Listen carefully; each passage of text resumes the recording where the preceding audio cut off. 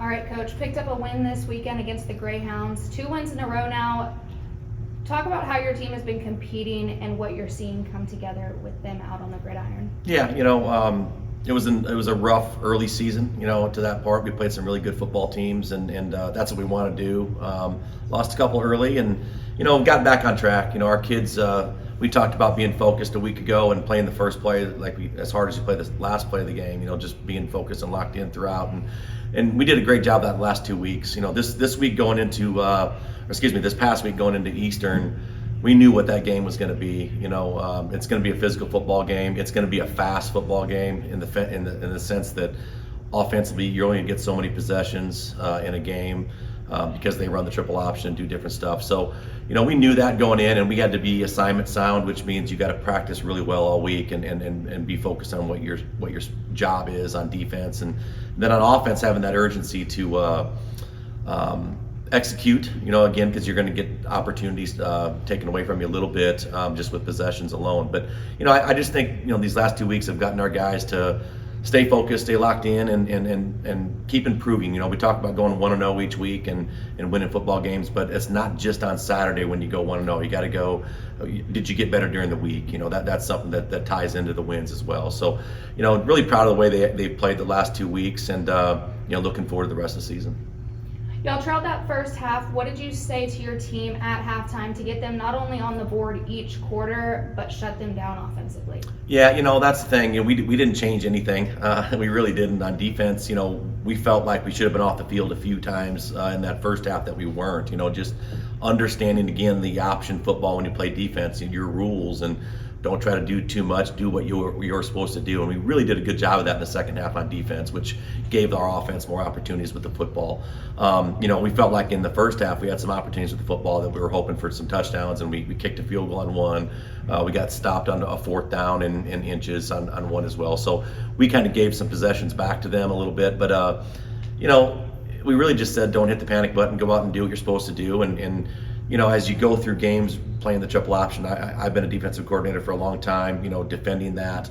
And Coach Clark did an awesome job getting them prepared. You don't change anything. You just see what's working and you play it. And our kids had to settle down and see that firsthand. And I think Coach Clark did a good job of getting them not to hit the panic button and just go out and do what their assignment sound football's responsibility was.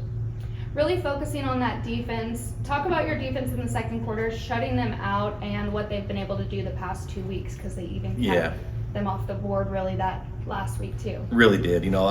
We've always hung our hat on being really good on defense. Over the last 10 years here, we've had some really good defenses, and every year we faced, besides about two, a triple option team, and that second half, and if we would have played a little bit more assignment sound in the first half on defense, that second half was as dominant against the triple option that I've seen. And, going out and understanding the responsibilities of it, I'm just so proud of them because it's hard. They hit us on a few pass plays, which is crazy because they don't throw it very much. So that's the one thing, holding a team that averages close to 300 yards rushing. I think they had 189 or something like that on the ground. Angelos, we outrushed them, a triple option team. And so, just defensively what they did and giving us the ball back and the opportunities on offense to go down and make some plays there too, which we got a chance to do. You got to hang your hat on that a little bit on defense, and we've done that. But to me, it's about recruiting. It's about, development of players and that kind of stuff. And I think our coaches have done a great job at that. And then my last question, an open week this week, what's the game plan going into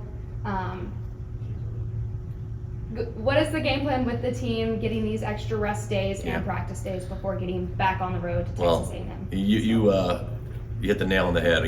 Some of these guys need to rest. We need to be smart with them. We need to start preparing, though. We're going to start preparing for Kingsville out of it a little bit here this week. And the other part is, again, even though we have a bye week, we talk about going 1-0, right? You got to be better after this week when the week's over. Even though you're not playing on Saturday, you got to be a better football team. And how can we do that? We can get better on special teams. We can get better on with our young development of players and getting them more reps this week and getting that depth back and making sure we're doing those things. And the development of our younger players, that's something too. We haven't had a bye week in a long time in the regular season. So, having that there is something that's good for us. So going 1-0 this week and getting healthy as much as we can, and hopefully get a chance to make a run here down the stretch. All right, Coach. After dropping those first 2 games this season, you knew that going into basically playing these 2 New Mexico teams that obviously had to turn things around. Yeah. After the last 2 weeks, how do you feel like your team responded mentally?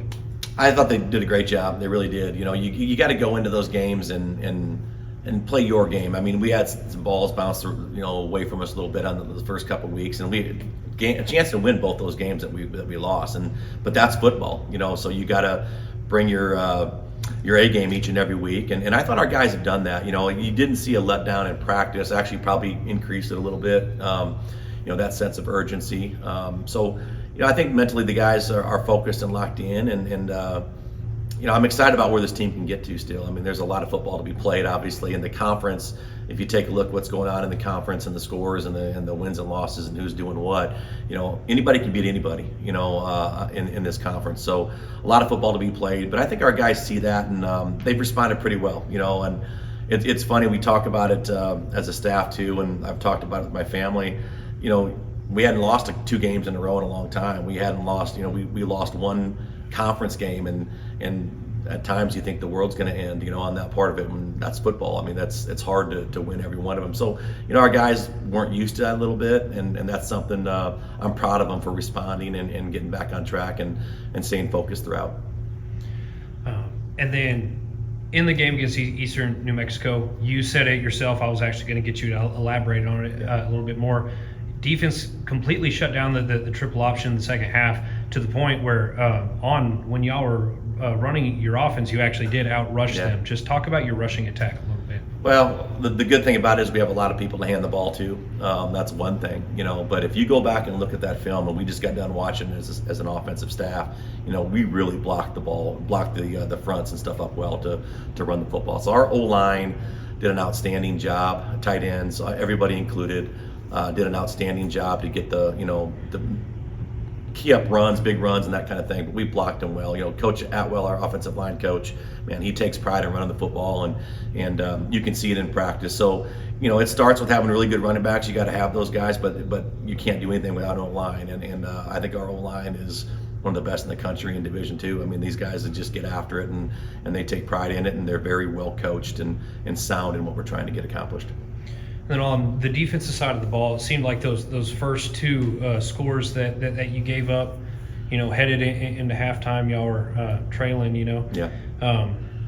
But it was that more of a case of nerves, or like they were getting what they were doing? Because in the second half, they looked like a completely different defense. Yeah, it is. It's a great point that you bring up. Like this team, there's only one kid on that whole defensive team our squad that faced a triple option before in college, and it was in 2019 when they were still running it at Eastern. So that coach had went away for a couple years. Nobody has faced that. So it takes some time to get caught up to the speed of it. You can simulate it in practice with a scout team and stuff, but it's not the same.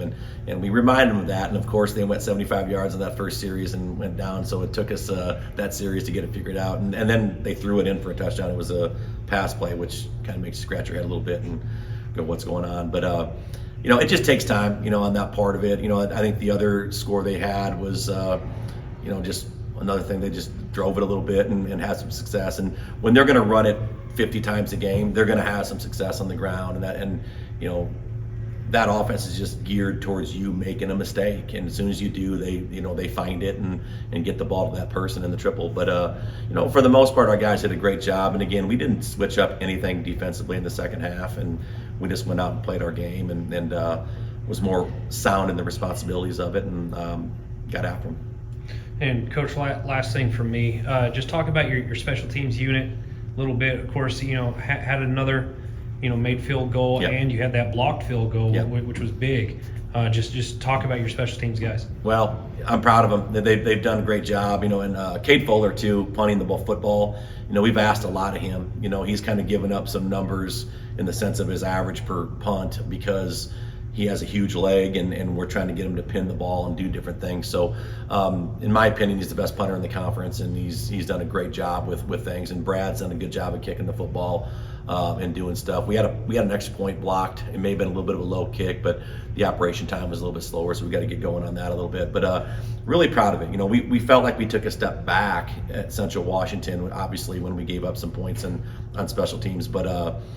You know, there's been a huge focus and on that part of it, and our kids did a great job of it this week. All right. Thank you, Coach. All right. Thank you, Coach. See you guys.